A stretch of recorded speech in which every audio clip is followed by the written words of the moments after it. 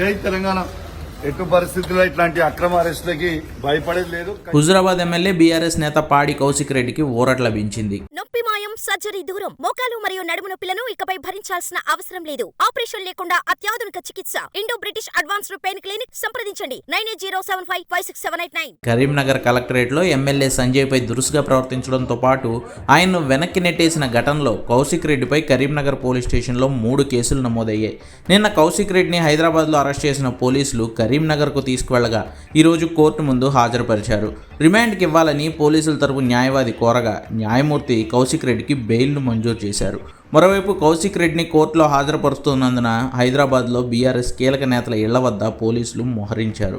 BRS working president KTR, మాజీ మంత్రి హరీష్ రావుల ఇళ్ల వద్దకు వచ్చిన పోలీసులు వాళ్లను బయటకు రానివ్వకుండా ఇంట్లోనే హౌస్ అరెస్ట్ చేయాలని ప్లాన్ చేశారు.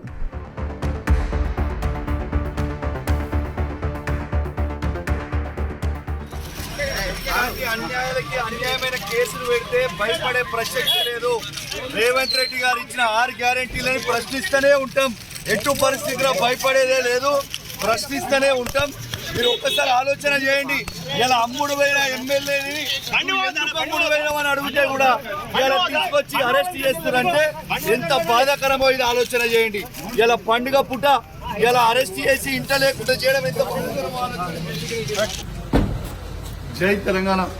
ఎటు పరిస్థితుల్లో ఇట్లాంటి అక్రమ అరెస్టులకి భయపడేది లేదు. ఖచ్చితంగా రేవంత్ రెడ్డి గారిని ప్రశ్నిస్తూనే ఉంటాం, ఖచ్చితంగా అడుగుతూనే ఉంటాం.